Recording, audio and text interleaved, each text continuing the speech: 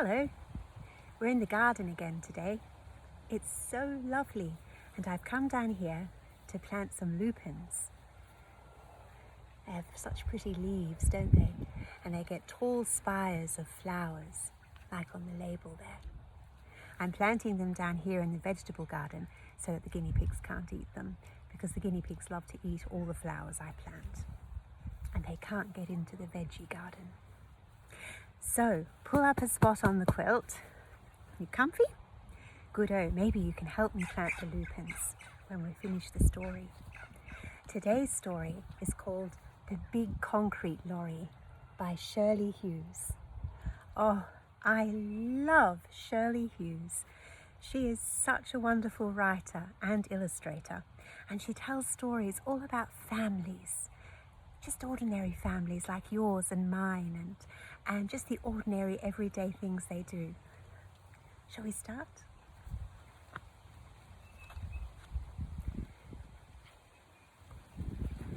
The Patterson family lived at number 26 Trotter Street. There was Mum, Dad, Josie, Harvey and little Pete. Also Murdoch, their dog. There they all are. See? Their house had a patch of garden at the back with a flower bed, a washing line and an apple tree. In front, there was only just room between the house and the street for some flower pots and a couple of dustbins. Josie had a room of her own. It was jam-packed with her things. Harvey and little Pete shared the back bedroom. It was jam-packed with their things. Murdoch had a basket in the kitchen, but often, though he wasn't supposed to, he slept at the bottom of Harvey's bed. Murdoch was a roly-poly dog who fitted nicely under Harvey's feet, like a plump, hot water bottle. Have you got a little dog or cat that does that on your bed? I do. The Pattersons' hall was full of coats, boots, skateboards and buggies. The family living room was very often full of Pattersons. Sometimes, when Josie was doing her homework at one end of the table, and Mum was cutting out a blouse at the other end, and Dad was eating his supper in front of the television, and little Pete was playing with his toy cars, and Harvey and Murdoch were flopping about all over the sofa, it seemed as if the room was so full it would burst. That's exactly what our living room looks like. Oh, we must have more space, moaned Mum. We could move to a bigger house, said Dad. If only big houses weren't so expensive. All the family said that they couldn't possibly move to a new house. They loved Trotter Street far too much. Then Dad had a good idea. We could build an extension, he cried. Harvey wanted to know what an extension was. Dad explained that it was an extra room at the back, just like the one which Mr. Lowell had built next door. Mr. Lowell's extension was full of beautiful pot plants and ornaments. All the Pattersons thought that to have an extension like Mr. Lowell's would be a very good idea. So Dad brought home some brochures showing pictures of splendid extensions with happy people looking out of them. I'll put it up myself, said Dad. Are you sure you can manage that? Mum asked anxiously.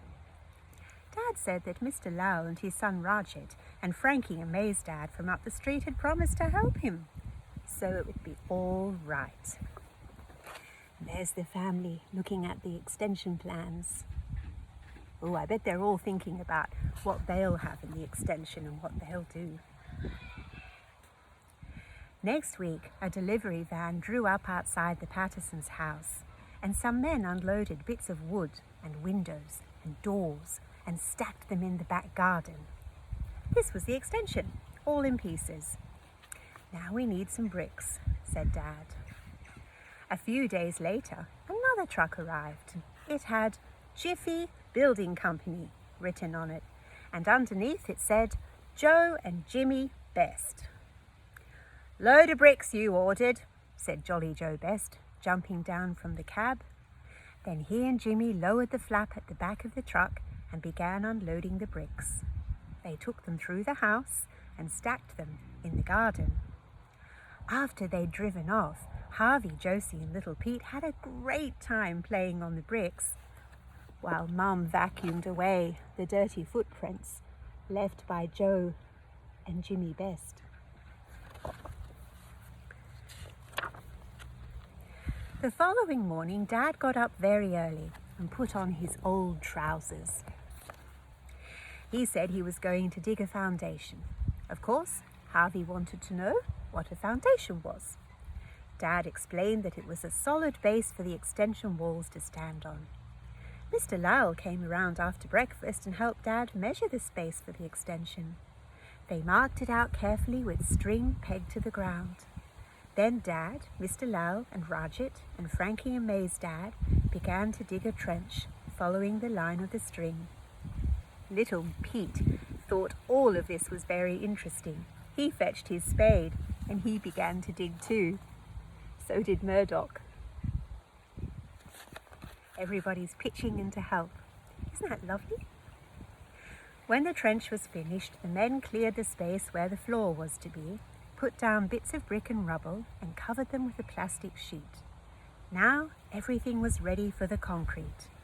But first an inspector came to look at it to make sure it had been done properly. There he is. He must be from the council. They're the ones that send out building inspectors. Meanwhile, Josie and Harvey pretended that the extension was already built and they were having lunch inside it. Josie imagined that it had pink wallpaper and Harvey imagined that there were curtains with patterns of aeroplanes.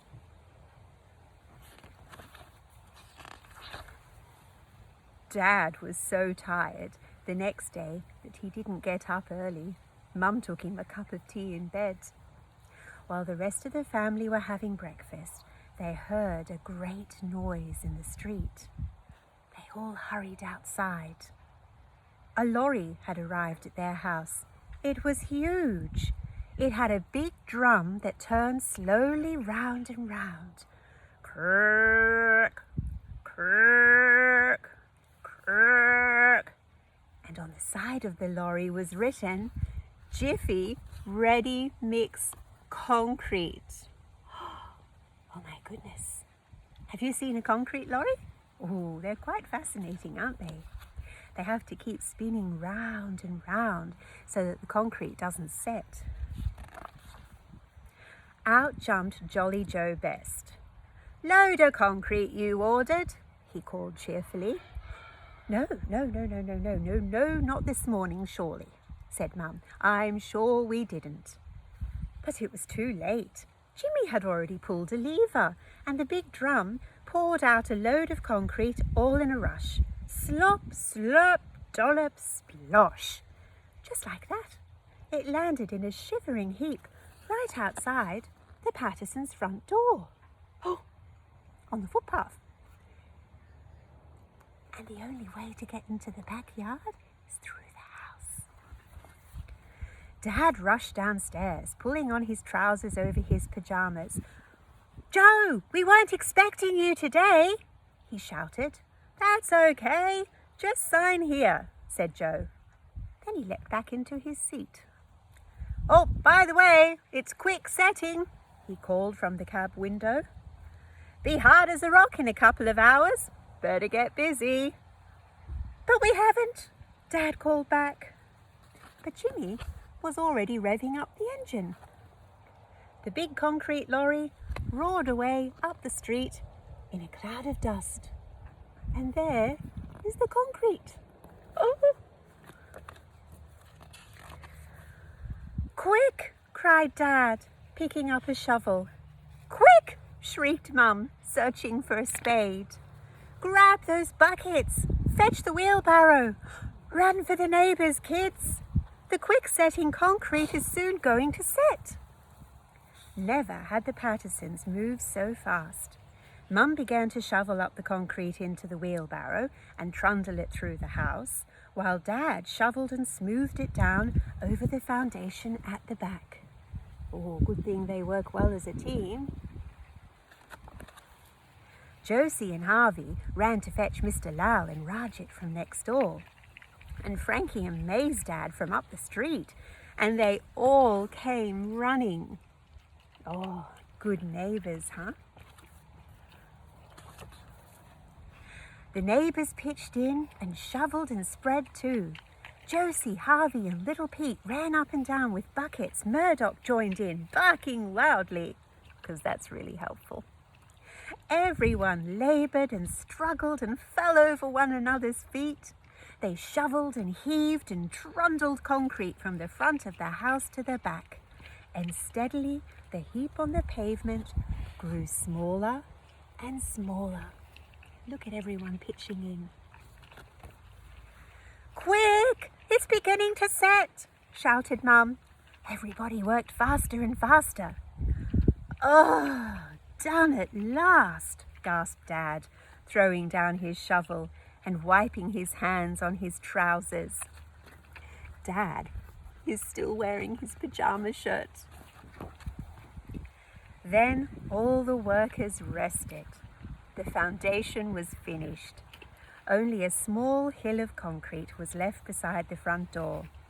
It had set so hard that nothing in the world would shift it. The extension went up bit by bit. First, a low brick wall, then the roof, then the windows, and a door. And at last, the Patterson family were able to move in. And look at that, it's got pink wallpaper and blue curtains with aeroplanes. And they've all got their favourite things in there. They were so pleased with their beautiful new extension that they gave a party for all their neighbours, who'd all come to help. What a great place Trotter Street is to live, hey? Harvey and little Pete were extra pleased with the small concrete hill which stood outside their front door. None of their friends had one like it. It was great for sitting on and for racing toy cars down. And if you climbed up and stood on the top, you could see all the way down to the very end of Trotter Street. It looks like a fun place to play, doesn't it? The end. There's funny Joe Best with his concrete. Isn't that a good story? I really like that everybody helped. Okay, now we've got the lupins and we've got a little shovel. It's a very little shovel, isn't it? I think I might need a bigger one. Let's go plant.